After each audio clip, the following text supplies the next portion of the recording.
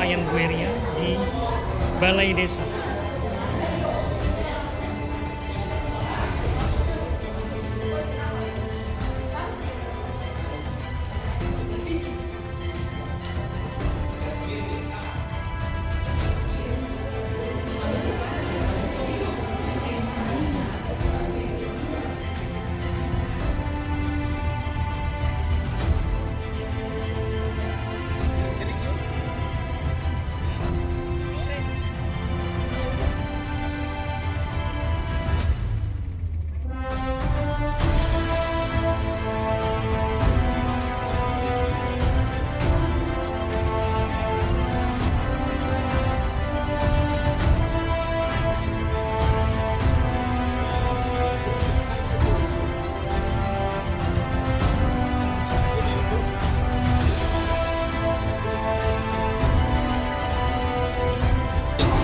Oke.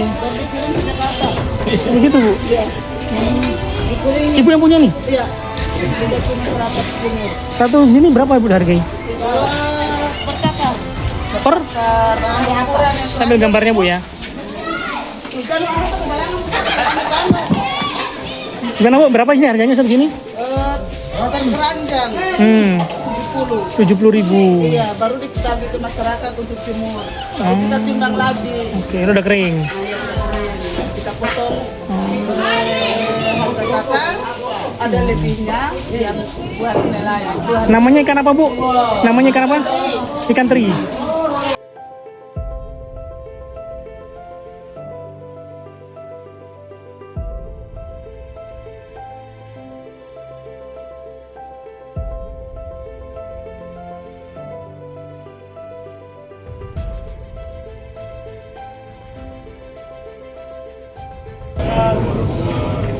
Khusus Pak Timotius, selamat sore Bapak dan Pak Rin.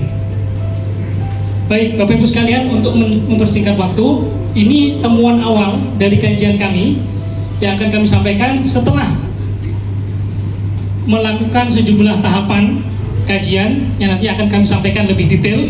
Jadi temuan awal kajian mengenai rantai pasok bom dan akses pasar ikan hasil pengeboman serta peran aktif nelayan dalam memerangi praktek illegal, unreported, dan unregulated fishing serta destructive fishing di Provinsi Maluku Utara. Boleh minta bantuannya, Ibu Lana? Next.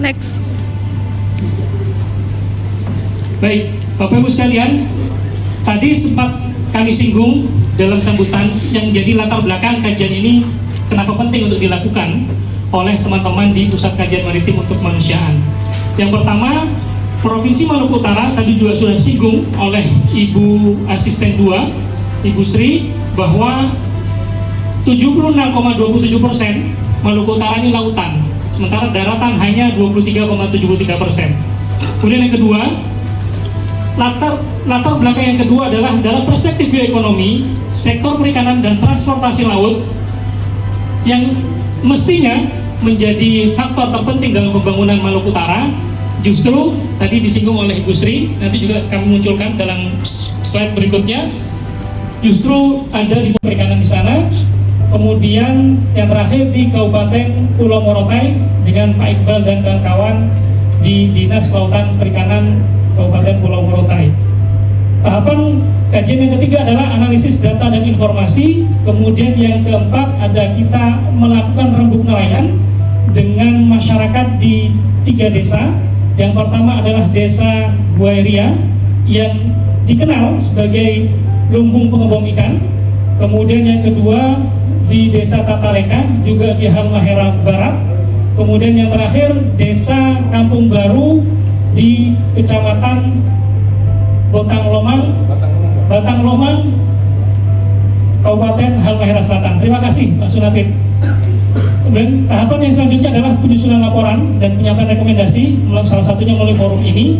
Yang terakhir nanti akan ada advokasi lanjutan, itu ke sejumlah pihak, tidak hanya Pemda Maluku Utara, tapi juga ke Komisi 4 DPR RI. Jadi insya Allah pekan depan kami bertemu dengan Komisi 4, di antaranya adalah Pak Rohmin Dahuri. Kemudian juga kita sedang jajaki dengan anggota Komisi 4 dari Maluku Utara. yang terakhir dengan Ibu Ketua Komisi 4 Ibu Titi Soeharto. Kemudian berikutnya selain TNT atau trinitrotoluena, kemudian ada proses serah terima bahan peledak ini dilakukan di pelabuhan kecil di dekat pasar Gamalama, Kota Ternate. Kemudian bahan peledak diperoleh dari sentra penjualan pupuk pertanian dan istilah yang digunakan pupuk cantik. Untuk kebanyakan yang pupuk yang dialokasikan ini adalah pupuk non subsidi. Non subsidi ini memang dari pusat itu kita sudah tentukan bahwa dari setiap kabupaten sudah disediakan sekian. Karena pupuk ini untuk kegiatan-kegiatan khususnya untuk mendukung ketahanan pangan, khususnya padi, beras dan hortikultura, sehingga untuk penempatan kuota pupuk itu sudah ditentukan dari pusat sekian, dan itu adalah dari pusat adalah SK Menteri dan dikembalikan ke daerah itu adalah SK Gubernur. Itu sudah plot masing-masing dikembalikan ke kabupaten. Nah itu juga menentukan pupuk SK dari kabupaten. Ada pun alokasi untuk dilaksanakan itu kita ada beberapa standar, misalnya dari pengecer, misalnya kalau dari perusahaan dia langsung ke pengecer dan pengecer itu langsung ke para petani-petani. Kalau memang untuk bisa gunakan itu kita belum bisa mendapatkan akses sampai ke situ untuk diserahkan, apalagi untuk membuat bom. Karena untuk mendapatkan pupuk itu harus dengan simbol. Misalnya kalau sekarang itu sudah menggunakan barcode. Kalau kemarin itu menggunakan KTP atau RDKK. Itu rencana kebutuhan pupuk yang dibantu oleh petani. Jadi mereka membeli itu berdasarkan kebutuhan yang akan mereka gunakan. Jadi kalau misalnya khususnya itu beras, mereka hanya datang kepada pupuk-pupuk yang para pengecer yang sudah ditentukan oleh perusahaan, misalnya perusahaan atau dari dinas kabupaten kota, bahwa pengecer ini harus di lokasi yang sekian. Dan sekarang itu untuk mendapatkan itu hanya mendapatkan 2 hektar saja pupuk. Dia tidak bisa melebihi. Kalau kemarin itu petani mendapatkan 4 hektar, dia bisa mendapatkan 4 hektar karena misalnya pupuk itu kan 25 ton, 25 kilo dalam 1 hektar dalam satu. Makanya kalau sekarang itu hanya walaupun banyak tapi kita hanya mendapatkan 2 hektar. Namun untuk dapat disalahgunakan itu hanya mungkin kebanyakan pada pupuk-pupuk yang non subsidi. Karena non subsidi itu kan kita tidak bisa akses sampai di situ, karena itu terserah daripada pengecer atau para pengguna pupuk, mereka mau jual ke mana dan mereka yang beli itu mungkin disalahgunakan para petani sebenarnya untuk beli itu mungkin di luar petani. Kalau petani saya rasa tidak mungkin membeli untuk keikan, mungkin petani ikan menjadi bahan dasar pelaku untuk melakukan membuat bom ini. Nah, kita kembali lagi berpijak bahwa kita laut ini harus dijaga. Otomatis siapa sih yang menjaga? Ya kita sendiri. Betul nggak Pak? Kita sendiri yang menjaga. Nah, kalau kita memandang ini penting, berarti harus kita lakukan pengawasan yang ketat dari berbagai macam sudut. Diskusi ini sama-sama mari kita jaga kita punya laut di Maluku Utara sehingga banyak menarik perhatian dari para turis-turis ataupun investor-investor sehingga Maluku Utara punya laut ini bisa baik. Saya kira itu saja Pak yang bisa kami sampaikan. Terima kasih. Selamat sore. Izin saya mewakili Kepala Dinas, kebetulan beliau juga ada kegiatan di Halmar, jadi saya mewakili. Yang pertama, mungkin kalau bicara mengenai keterlibatan ini, operator negara ini sebenarnya sejak lama ini menjadi bahan klasik yang kita lihat, karena sudah pasti bahwa secara ekonominya itu ada hal yang menguntungkan bagi mereka. Jadi kalau hal ini kami dari Dinas Perikanan Kabupaten Halmahera Barat sebenarnya sudah melakukan hal sosial terhadap masyarakat, karena itu yang bisa kita lakukan saja, karena kita tidak punya power yang lebih untuk hal itu. Bahkan di Goeri aja sudah ada posko tentang air untuk mengatur dan melihat, tetapi kondisi itu tetap saja terjadi. Jadi kalau menurut kami pasok ini dia bisa akan terputus apabila ini ibaratnya tempat sampah. Kalau sampah kita pegang tapi kemudian tidak ada tempat, maka sampah ini akan dibuang sembarangan.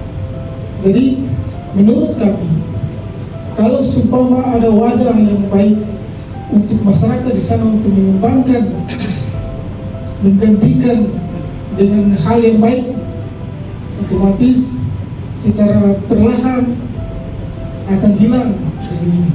Itu poin pertama sebenarnya. Yang kedua, sebenarnya kami juga dari penyuluhan perikanan juga sudah pernah buat penyuluhan terpadu di Desa Goeri, karena ini menjadi sampel sebenarnya. Kenapa kita angkat-angkat Desa Goeri? Tadi sebelum maaf, ini jadi sampel di regional Maluku Utara itu. Ketika orang bicara bom, maka orang bicara Desa Goeri. Padahal kalau melihat bukan cuma dari situ, ada personil, ada orang-orang yang lain dari desa lain yang kemudian mereka kerjasama, akhirnya yang dibawanya nama Desa Goeri. Jadi di sana itu dari pihak kabupaten juga telah memberikan banyak bantuan juga, termasuk sebagai bahan pengganti pencariannya dalam bentuk jari kapal nelayan itu, tetapi tetap saja. Jadi kalau melihat ini ada 1-2 orang saja masyarakat yang coba untuk mencari lebih keuntungan yang lebih dari penangkapan ini. Kalau bicara mengenai keterlibatan ini sudah pasti mohon maaf Pak, ini karena kekuatan mereka itu ada di situ. Kalau seumpama tidak ada background, tidak ada yang berani, pasti mereka juga takut. Jadi mohon mungkin ada tindakan-tindakan ini yang bisa mengubah hal itu. Mungkin itu dari Pak. Untuk kesempatan bertanya saya, ya saya dapat sebelumnya yang tadi dibicarakan oleh Pak. Jadi saya sebagai kepala desa Goeri di sana Pak, untuk masyarakat yang jelas mereka adalah 95% nelayan.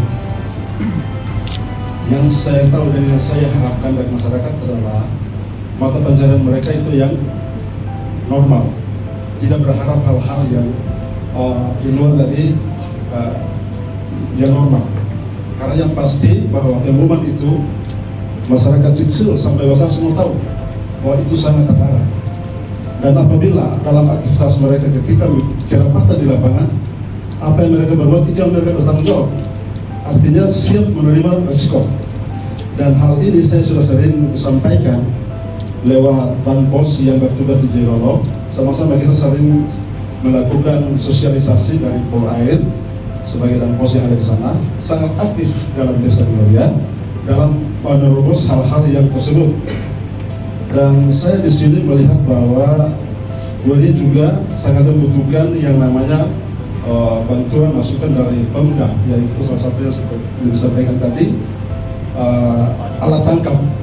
Kami jujur saja seperti yang disampaikan tadi, tapi tidak sampai tercapai yang sebagian besar, karena kita tadi sampaikan bahwa Goeri itu 95% nelayan. Ya, banyak bodi yang mereka pakai itu kontrak, dan itu di sana terbukti seperti itu. Yang ada di sana yang menurut saya bahwa kita lemah dalam melakukan terobosan-terobosan ini Pak. Saya sudah berupaya buat proposal itu ke dinas provinsi dari sejak Pak Gubernur almarhum sampai saat ini. Kemarin terakhir saya buat tapi saya tidak dapat bantuannya. Tujuannya apa? Untuk mengurangi hal-hal ini yang terjadi di desa kita, untuk mencegah supaya kita ganti dari kegiatan mereka kepada hal yang kita harus harapkan yang baik, begitu. Dan juga saya di sana sejujurnya sepertinya desa yang dianaktirikan dari Pemda atau dari bantuan mana saja, karena kita punya tempat sana itu nelayan saja bertempat itu di sana susahnya buat itu, karena ketika ombak kita punya desa itu dihantam itu pasti habis-habisan. Itu ada video di saya ketika saat ombak buaya itu terancam dengan ombak. Iya, itu sangat diperlukan sekali dengan namanya tahu. Jadi Pak, ini yang saya sampaikan bahwa setahu saya masyarakat saya itu pergi nelayan itu bajari. Di samping sana mereka mau ganti seperti apa saya tidak tahu. Intinya ketika mereka di sana buat sesuatu terus kedapatan dengan petugas, silakan sesuai dengan aturan yang berlaku. Itu yang pasti seperti itu. Karena yang saya harapkan mereka di sana beraktivitas seperti yang saya harapkan, pakai jaring dan lain-lain. Di luar dari itu silakan seandainya dapat kedapatan di sana silakan sesuai dengan undang-undang yang berlaku. Dan itu saya pastikan seperti itu. Ya, jadi saya cukup untuk mencegah. Jujur saya dari dana desa saya adakan dengan Bodika Tinting. Itu berarti cuma sekitar sudah hampir semua yang terima bantuan dari dana desa dengan Bodika Tinting. Tapi itu kapasitas untuk nelayan belum mampu untuk keluar dari sana. Nah, saya dari situ saya meminta dukungan dari Pemda baik kabupaten maupun provinsi untuk melihat hal-hal ini supaya dari situ kita bisa mampu untuk menggantikan dengan kegiatan mereka kami itu yang mereka lakukan. Terima kasih. Iya, Pak Pros. Iya, ini kebetulan ada Pak Kadis Perikanan Provinsi juga, jadi beliau sudah bisa mendengarkan itu. Nah, terakhir untuk persoalan aparat penegak hukum ini atau aparat negara ini, kita ingin melihat sendiri bagaimana komitmen Dinas Kelautan Perikanan Provinsi melalui PSDKP, dalam hal ini Pak Kasat, untuk bisa menanggapi ini Pak Buya terkait dengan apakah isu keterlibatan aparat negara ini memang benar-benar terjadi dalam proses kegiatan-kegiatan yang tidak baik bagi lingkungan perikanan kita, ataukah seperti apa? Pernah di dalam perjalanan melakukan monitoring atau pengawasan itu mendapatkan hal-hal seperti ini? Silakan Pak Buya. Terima kasih kepada Pak Hamka. Assalamualaikum warahmatullahi wabarakatuh. Selamat sore. Mohon izin Pak Kadis bahwa menyangkut dengan keterlibatan, indikasi kalau saya terindikasi keterlibatan aparat hukum, bahwasanya seperti tadi dibilang itu sudah lama menjadi informasi bagi kita. Tapi kemudian kalau hanya itu berupa informasi sementara personnya itu tidak kita ketahui, itu bukan berarti bahwa itu ada keterlibatan. Nah, kita sih berkeinginan melalui rencana review Undang-Undang 23 yang sementara lagi digalakkan oleh Kemendagri kaitannya dengan kegiatan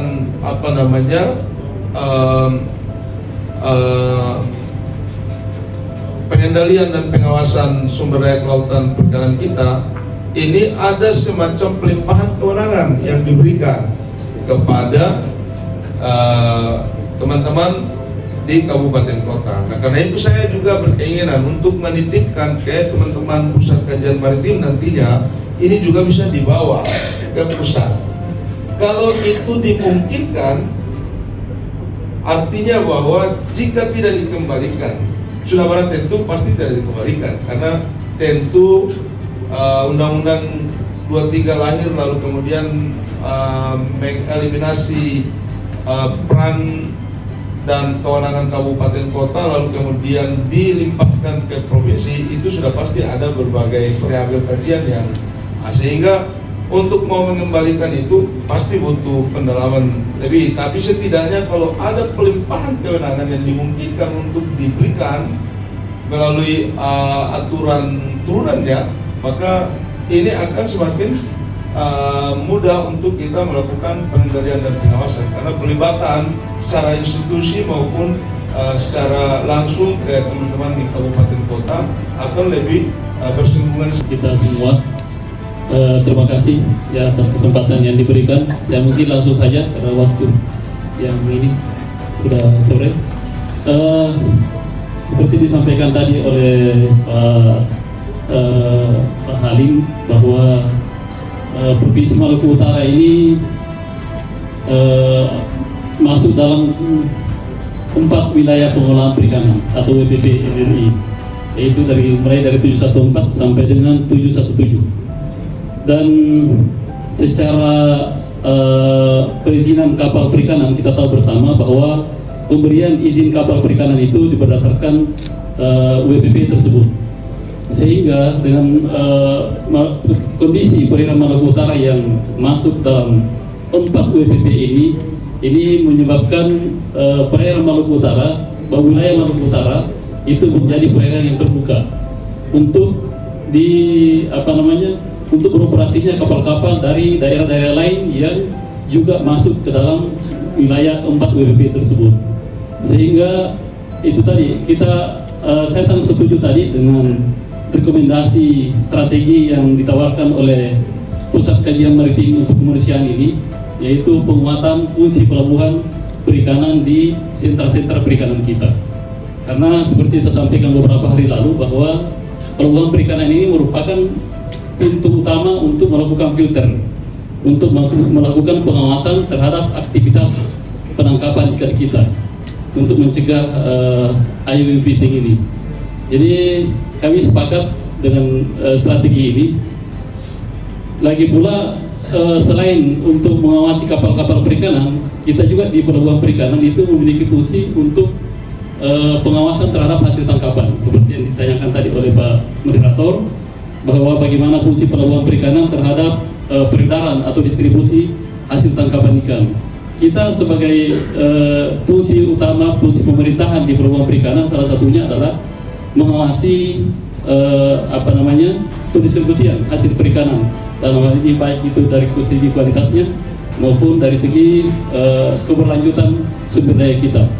Nah, di setiap pelabuhan perikanan itu seharusnya dilakukan inspeksi pendaratan ikan namanya.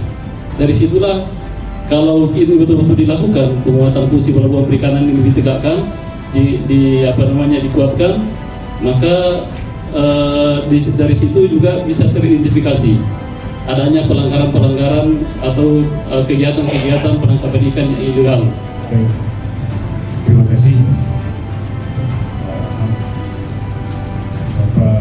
Bapak yang saya hormati, Pak Hadir dari Angkatan Laut dan teman-teman pengawasan serta yang hadir pada sore hari ini. Saya langsung saja, nama saya Salam Rao, Kepala Kelautan Perikanan Kabupaten Kepulauan Sula. Ya, ini menarik sebenarnya, ini topik ini yang memang sering kami Kadis di kabupaten juga menjadi dilema untuk berdiskusi terkait dengan ini. Kasus di Kepulauan Sula tahun 2004 itu terjadi di wilayah Mongoli Utara Timur dekat Pulau Lismatola. Itu sama-sama aparat penegak hukum yang melakukan pemboman dan ditindak oleh aparat penegak hukum. Saya sendiri pun takut untuk mau menindaklanjuti. Dari masyarakat menyampaikan ke saya untuk melaporkan, cuma saya juga tidak mau karena itu pasti akan dipecat. Makanya kemudian saya kembalikan ke sesama aparat yang mereka saling tangkap menangkap tadi. Kemudian di kasus yang lain, di satu desa di Kepulauan Sula yang namanya Desa Waikaya, mungkin Bapak Ibu ada yang tahu. Pemboman itu hampir setiap saat. Bahkan kaki dan tangan sudah putus dan masuk pakai kaki. Karena itu pakai kaki, tendang. Tapi karena ada yang meninggal saat mau lepas bom terus meledak, belum sempat lepas. Nah, di situ langsung kapok semua dan tidak pernah lagi terjadi pemboman karena meninggal. Jadi karena yang di daerah lain terjadi karena belum ada yang meninggal dengan bom. makanya masih jalan. Tapi kalau terjadi pasti kapok. Karena yang bersangkutan dipungut dagingnya saya. Nah itu kasus di Sula dan memang masih sering terjadi. Jadi ini kami tawarkan untuk pertama itu pelaku itu mungkin dibina, lakukan pemberdayaan, pendampingan dan sebagainya, diberi fasilitas karena ini kasus yang tadi tangan semua sudah putus. Kenapa masih bom? Ya kalau tidak kita mau makan apa? Nah itu.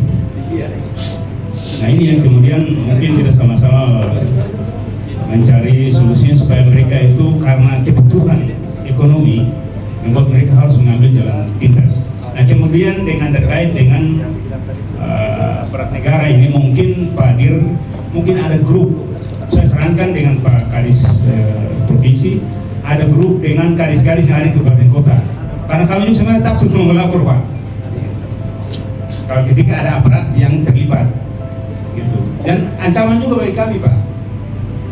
Makanya kita sama-sama saling menjaga, saling menghargai agar tidak membuat yang lain merasa tersinggung.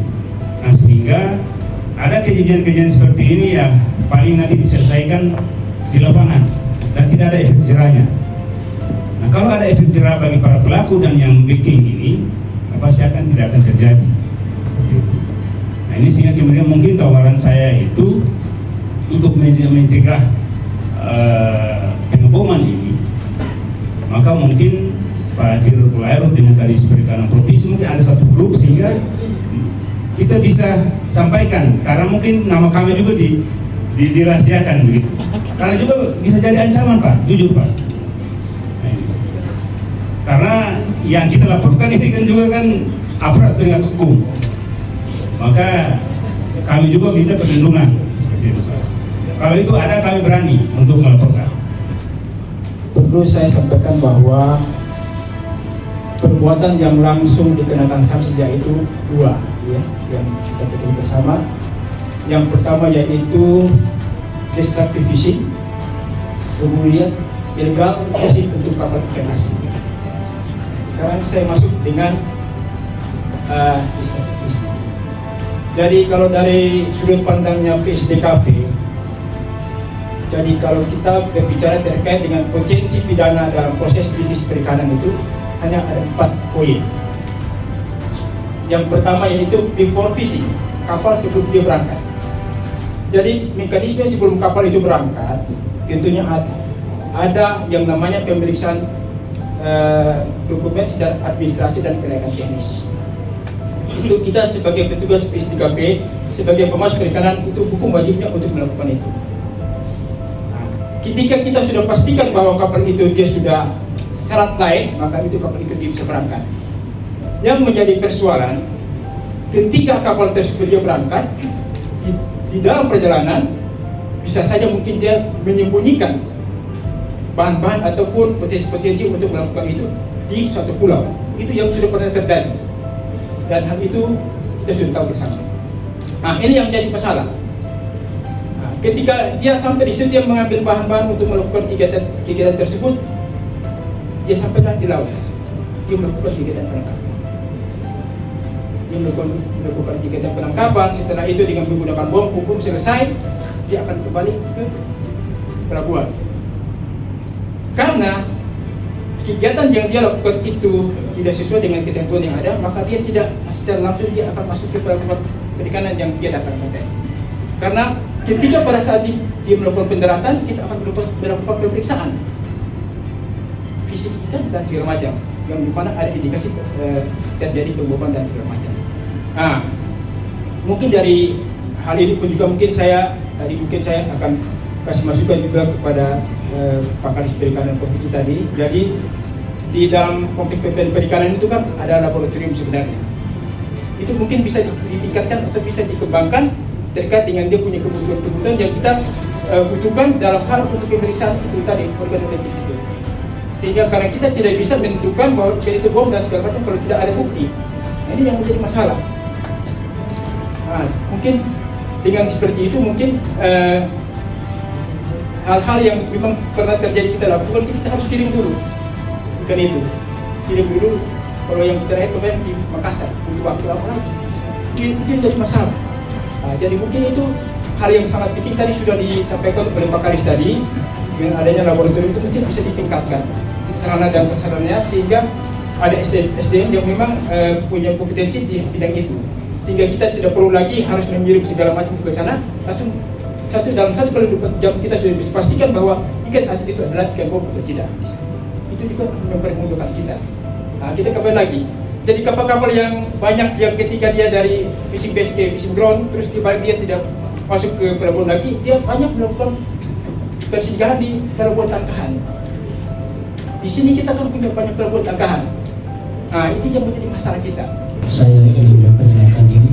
Nama saya Fauzi Mahmud, Ketua Pokmaswas Kelurahan Tafmutu.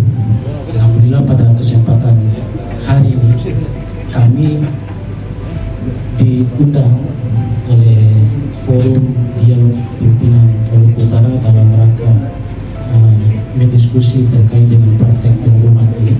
Kami ada kurang lebih ada 5 Pokmaswas. Dari 5 Pokmaswas ini kami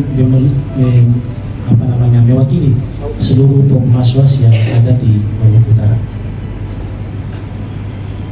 Terkait dengan pembahasan yang cukup baik yang telah kami ikuti pada kesempatan ini, bagi kami Pokmaswas Maluku Utara, Pokmaswas, kegiatan praktek pengoboman ikan ini bagi kami di Pokmaswas itu adalah sebuah hal yang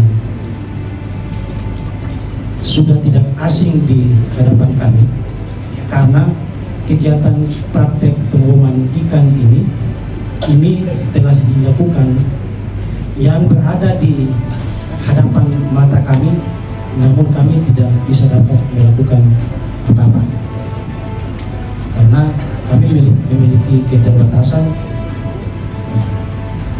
Selanjutnya kami pun ingin sampaikan bahwa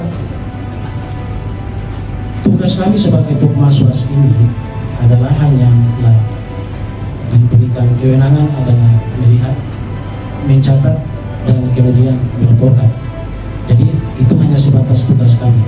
Jadi apa saja yang kami temukan di lapangan terkait dengan kegiatan-kegiatan perikanan di daerah pesisir, khususnya karena kami ada Pokmaswas yang berada di beberapa wilayah konservasi yang ada di Maluku Utara, yang kami melaporkan apa yang kami temukan di lapangan. Itu yang pertama. Yang kedua, dengan kehadirannya Pokmaswas ini di Maluku Utara ini, saya sebagai orang yang Pokmaswas yang kami Pokmaswas, ada Pokmaswas yang dibentuk di tahun 2017, ada di 2019, ada di 2020 dan sampai hari ini pada 2025. Nah, dengan terbentuknya Pokmaswas itu sangat bermanfaat bagi masyarakat yang ada di wilayah-wilayah pesisir. Karena dengan adanya Pokmaswas ini, kami telah membantu pemerintah dalam hal ini adalah memberikan informasi-informasi penting terkait dengan kegiatan-kegiatan ekstraktif ini. Karena kami telah memberikan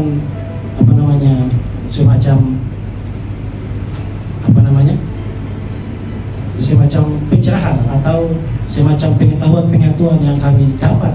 Terima kasih atas kesempatan yang diberikan kepada saya.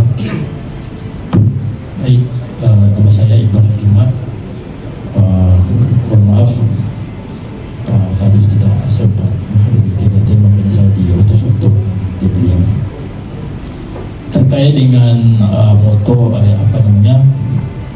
tema kita pada hari ini, di mana orang menjaga laut, orang sejahtera. Nah, terkait dengan pengoboman ikan, bagaimana kita cara memutuskan mata rantai itu, saya pikir yang pertama perlu ada pengawasan terpadu di kabupaten kota. Kalau di Morotai kemarin ada kita pertemuan rakor lintas sektor. Nah, dari hasil rakor itu mereka sepakat melakukan pengawasan terpadu di semua instansi terkait. Jika kemudian ada terjadi hal-hal yang akan merugikan potensi sumber daya kelautan yang ada di Kabupaten Pulau Morotai. Kemudian yang kedua,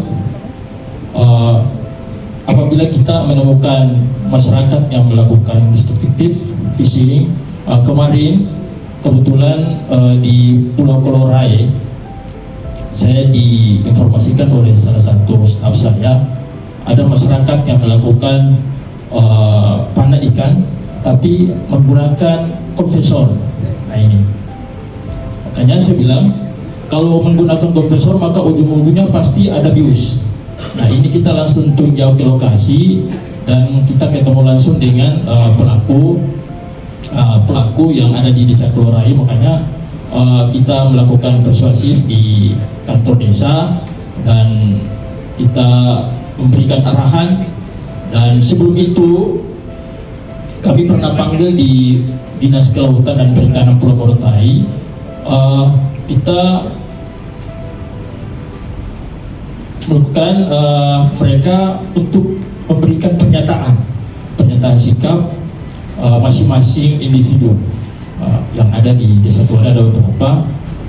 Jadi pernyataan itu berisi ketika terjadi lagi hal-hal yang tidak diinginkan, maka mereka siap menanggung risiko atau hukuman yang telah ditetapkan. Nah, alhamdulillah dengan cara ini masyarakat yang ada di Pulau Kolorai dengan sendirinya mulai paham terkait dengan kondisi ini, sehingga tidak terjadi lagi hal-hal yang memang kita harapkan bersama bagaimana kita bisa menjaga laut yang ada di Kabupaten Pulau Morotai. Kemudian, nah yang kedua yang kami khawatirkan juga di Pulau Morotai bukan hanya pembuangan ikan, tapi ada nelayan-nelayan yang di luar Pulau Morotai, Provinsi Maluku Utara, yang masuk di Pulau Morotai. Nah ini setelah kami dilantik beberapa bulan kemarin, kita selalu didemo oleh beberapa mahasiswa terus dari LSM terkait dengan kurangnya pengawasan yang ada di Pulau Morotai. Nah, saya sepakat dengan apa yang disampaikan oleh Pak Kadis Provinsi tadi, kalau bisa pengawasan itu dikembalikan ke Kabupaten Pulau Morotai sehingga ada rentang kendali yang dekat. Ketika terjadi hal-hal seperti itu kita bisa mengawasi. Nah, kalau ini ditarik ke provinsi, ya mau tidak mau ya aturan di Kabupaten Pulau Morotai juga hanya melihat seperti itu, karena kejadian yang terjadi di sana itu Pak, itu kapal-kapal yang dari luar itu masuk sampai di 10 mil masuk ke dalam. Nah, ini disampaikan langsung oleh masyarakat yang ada di Pulau Morotai. Nah, kita bukan tidak bertindak, tapi takutnya nanti menyalahi aturan. Nah, itu seperti itu. Jadi harapan kami ke depan, kalau memang tidak bisa dikembalikan pengawasan itu, paling tidak ada UPT yang ditetapkan di Pulau Morotai seperti itu, sehingga kami koordinasi juga gampang. Dan kami berterima kasih kepada bapak-bapak dari Polairut, dari Lanal, karena beberapa bulan lalu bersama masyarakat itu langsung ke lokasi dan menemukan kapal-kapal yang dari luar Provinsi Maluku Utara yang beroperasi di sekitar perairan. Ibu Serli Zwanda, kami mohon kesediaan Ibu untuk memberikan sambutan, Ibu untuk memberikan arahan kepada kita semua sebelum kita melanjutkan kegiatan di malam ini. Kepada Ibu disilakan.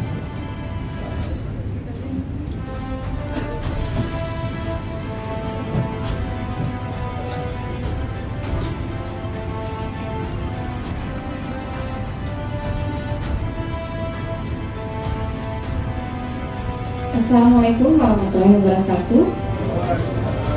Salam sejahtera untuk kita semua. Yang saya hormati hadir Kepala Dinas Perikanan Provinsi Maluku Utara, Dir Polair Provinsi Maluku Utara, para Forkopimda dan stakeholder yang hadir pada sore hari ini. Dan saya tidak menyiapkan info hormat, jadi mohon maaf saya tidak punya listnya di sini. Dan kemudian dari Pusat Kajian Maritim ya, untuk kemanusiaan. Terima kasih atas penyelenggaraan acara ini. Mitra organisasi masyarakat, akademisi, serta rekan-rekan nelayan yang hadir. Ada nelayan yang hadir ya? Ada. Oke. Kita berkumpul hari ini untuk satu tujuan besar, yaitu untuk menghentikan pemboman ikan yang destruktif fishing di seluruh perairan Maluku Utara. Data dan temuan kajian maritim untuk manusia menunjukkan bahwa pengeboman ikan makin marak di Halmahera Barat, Halmahera Selatan, dan di Morotai. Pengawasannya masih lemah dan belum terkoordinasi dengan baik, bahkan ada indikasi keterlibatan mohon maaf, oknum yang membuat praktik ini tidak ada buktinya. Ini mereka tulis di sambutan saya. Di sisi lain, masyarakat nelayan justru ingin berubah, tapi ada juga yang tidak sih. Ingin sejahtera tanpa merusak laut. Semua ini jelas tertulis dalam TOR kegiatan hari ini, undangan dan TOR forum pemimpin. Saya sendiri pernah diving dan kemudian ada dengar bom ikan. Jadi saya sendiri pernah diving, kemudian ada bom ikan di saat yang bersamaan. Jadi saya dengar bunyinya bom ikan, untung nggak kena saya. Yang kedua, saya sendiri turun dan melihat, saya adalah diver, jadi saya turun melihat bahwa laut itu hancur karena bom. Dan karang itu adalah rumah ikan. Jadi jika ada nelayan di sini, saya percaya nelayan yang di sini artinya mau berubah. Tapi kemudian masih banyak nelayan di sana yang entah tidak mau berubah, tidak tahu, atau maunya instan saja. Jadi istilahnya begini, ketika rumah dihancurkan, rumah ikan dihancurkan, karang adalah rumah ikan, maka ya ikannya tidak ada lagi di sini, pindah dia. Jadi sebenarnya membom ikan itu instan, langsung dapat hari itu, tapi kemudian menghilangkan potensi masa depan selamanya. Karena kalau tidak ada transplantasi karang yang baru, maka karang itu sudah tidak akan muncul lagi, dibutuhkan waktu yang sangat lama. Dan transplantasi karang itu dibutuhkan waktu yang dibutuhkan biaya yang sangat besar. Padahal di pesisir itu, jika bawah lautnya dijaga dengan baik, ada potensi wisata lain, yaitu potensi diving, potensi snorkeling, dan potensi wisata itu suatu ekonomi kerakyatan, ekonomi pesisir yang sangat inklusif, pemerataan, dan berkesinambungan. Artinya selamanya, selama kita menjaga alam, maka alam akan menjaga kita dan memberikan kita sumber ekonomi. Seandainya ini bisa disosialisasikan antar nelayan di seluruh Maluku Utara untuk jangan pernah menggunakan bom ikan. Pertama, berbahaya, kita tidak pernah tahu siapa yang lagi diving di bawah. Kedua, menghancurkan rumah ikan, artinya menghancurkan potensi ikan ke depan. Hari ini dia dapat dan selamanya dia sudah tidak bisa dapat ikan lagi di sekitaran situ. Jadi harapan saya seluruh stakeholder yang ada malam hari ini di ruangan ini bisa berpikir out of the box, bagaimana kita menghentikan destructive fishing, dan kemudian tidak ada toleransi untuk pengeboman ikan karena udah ada undang-undang yang melarang terkait hal ini juga, dan bisa direview mungkin jika ada pergub yang kurang yang perlu ditambah lagi, terutama untuk hukum pidana bisa diusulkan, tapi jika sudah ada hukum pidana, pidanakan mereka. Kemudian catatan untuk penggunaan kompresor ilegal itu sangat mengancam nyawa nelayan. Saya banyak ketemu nelayan yang sudah lumpuh karena menggunakan kompresor. Sekali lagi ketidaktahuan, dan ini bukan hanya mengancam, ini mengancam nyawa mereka sih, bukan mengancam nyawa orang lain. Cuman kan kasihan ya, kadang usia 30-40 mereka sudah naik kursi roda karena mereka menggunakan kompresor tanpa dive watch yang benar, naik turunnya tidak ada safety stop yang baik, itu harus di stop. Pemerintah provinsi mengonsolidasikan pengawasan terpadu bersama dengan Polda, Lanal, DKP, PSDKP, dan pemerintah daerah harus bergerak satu napas, berkolaborasi. Kita hadir tidak hanya menindak, tapi sebaiknya lebih baik juga mencegah. Karena sekali lagi, jika sudah rusak, sulit untuk dikembalikan kembali. Dan yang ketiga adalah pemerintah mendukung penuh masyarakat nelayan yang ingin berubah. Temuan dari Desa Geuria dan Desa Kampung Baru sangat jelas, nelayan ingin pola tangkap yang baik, ingin hidup layak dan ingin laut tetap sehat. saya juga pemerintah provinsi siap memfasilitasi mereka melalui program pemberdayaan, dukungan alat tangkap ramah lingkungan sampai skema penguatan ekonomi keluarga nelayan. Untuk diketahui tahun ini kita dapat 3 atau 6 Pak kampung nelayan. Kita di tahun ini 6 tapi baru realisasinya 3. Jadi kita dapat 6 baru realisasi 3 kampung nelayan Merah Putih, di mana kita menyediakan, kementerian menyediakan cold storage dan pabrik es untuk nelayan. Kita juga Pemprov tahun ini memberikan bantuan 220 kapal untuk nelayan 1,5 GT dan 3 GT. Tahun depan kita sudah mengusulkan 30 titik untuk kampung nelayan Merah Putih, artinya ada 30 titik penambahan cold storage dan pabrik es, dan juga SPBUN, serta ada bantuan juga kapal nelayan di masing-masing titik kampung nelayan tersebut. Kita Pemprov Maluku Utara pun juga menyediakan bantuan untuk kapal nelayan. 20% dari penduduk Maluku Utara adalah nelayan. Kita ingin mereka sejahtera, tapi harus sejahtera dengan cara yang benar dan berkesinambungan.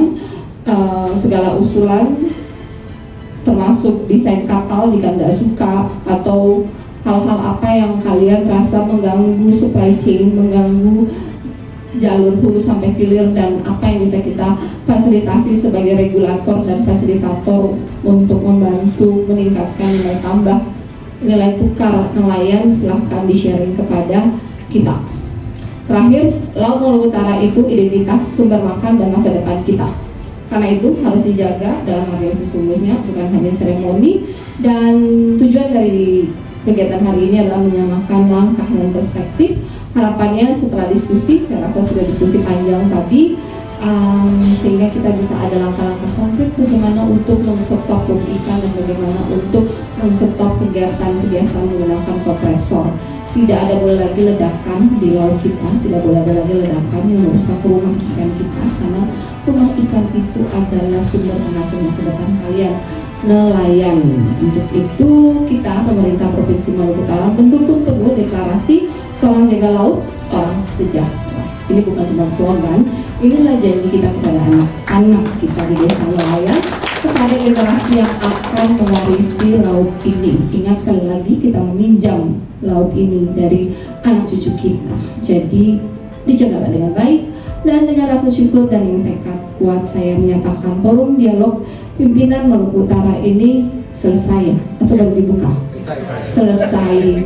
Dan saya mengajak kita semua menjadi bagian dari perubahan besar ini, dan apapun hasil notulen, rumusan yang dihasilkan dari dialog-dialog ini, ada realisasi konkret, ada evaluasi, monitoring, dan upgrading. Kita bekerja sama jaga laut supaya memastikan nelayan selalu dapat ikan, dapat cuan. Terima kasih. Wassalamualaikum warahmatullahi wabarakatuh. Om Santi Santi Santi Santi.